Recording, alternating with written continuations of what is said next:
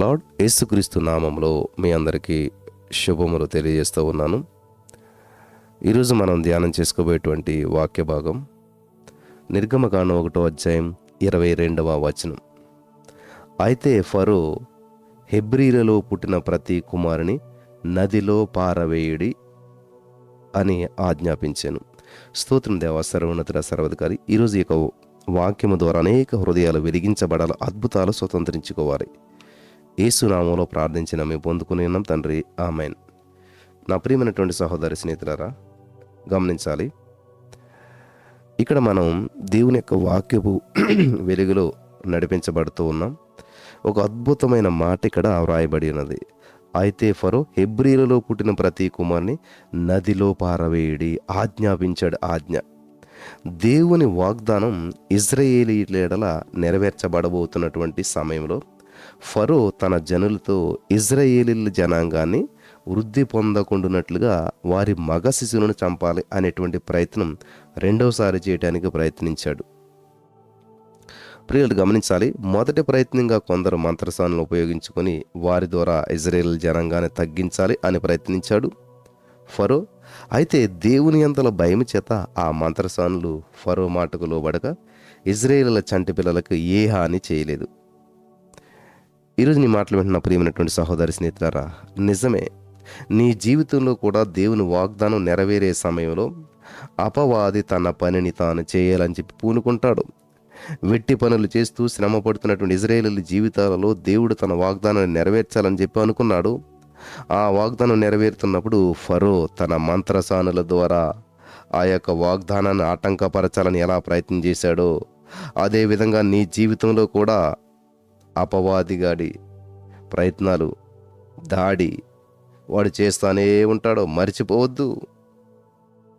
మొదటగా నిన్ను ఇరుకుని పెట్టాలని చెప్పి, నిన్ను దేవునికి దూరం చేయాలని చెప్పి చిన్న చిన్న సమస్యలను నీ ముందుంచినటువంటి అపవాదిగాడు, మరి వాటికి నీవు లొంగడం లేదు అని తన శక్తి అంతటితో నీ జీవితంలో దేవుని చిత్తం నెరవేరకూడదని ప్రయత్నిస్తున్నాడేమో.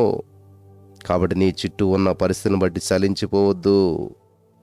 నీ చుట్టూ ఉన్న ప్రతికూల పరిస్థితిని బట్టి, నీ చుట్టూ ఉన్న అంధకార శక్తులను బట్టి, నీ చుట్టూ ఉన్నటువంటి మరి గందరగోళాన్ని బట్టి చలించిపోవద్దు. నీకు వాగ్దానం చేసిన దేవుడు నమ్మదగిన వాడని గుర్తించు.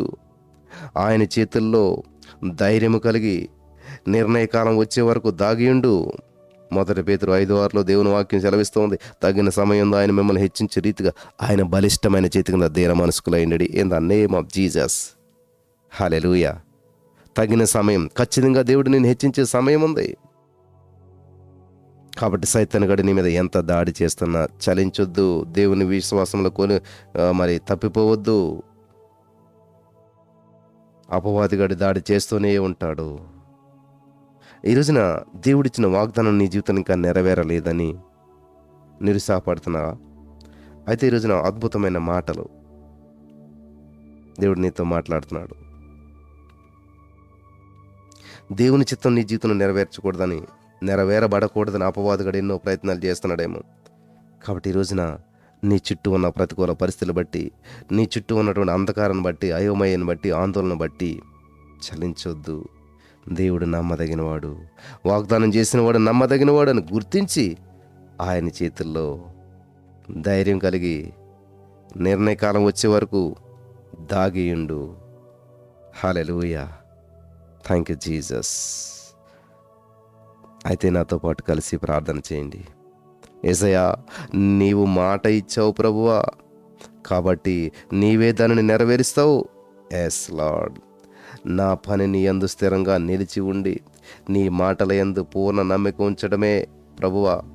నా చుట్టూ ఉన్న పరిస్థితిని చూసి భయపడక, చింతించక, నమ్మదగిన దేవుడు నాకున్నాడు అనేటువంటి నమ్మకంతో నిలిచి ఉండేలా నన్ను చేసినందుకు వందనాలు యేసయ్యా. నీ మాట నెరవేరేటువంటి సమయం వచ్చేంత వరకు సంపూర్తిగా నేను నీ యొక్క వాగ్దానాన్ని పట్టుకొని నీ యొక్క మార్గముల యందు నిలిచి ఉండేటువంటి కృపను నాకు అందించినందుకు నీకు వందనాలు ప్రభువా. నేను ఎప్పటికీ చలించకుండా స్థిరముగా నా దృష్టి నీ మీద ఉంచి నిలిచి ఉంటాను. పరిశుద్ధాత్మ దేవుడు నువ్వు నాకు సహాయం చేసి వాగ్దానాన్ని స్వతంత్రించుకుని ఇలా నన్ను నడిపించినందుకు నీకు వందనం చెల్లిస్తూ యేసు నామంలో ప్రార్థించినామే పొందుకుని ఉన్న మా పరమ తండ్రి ఆమెన్.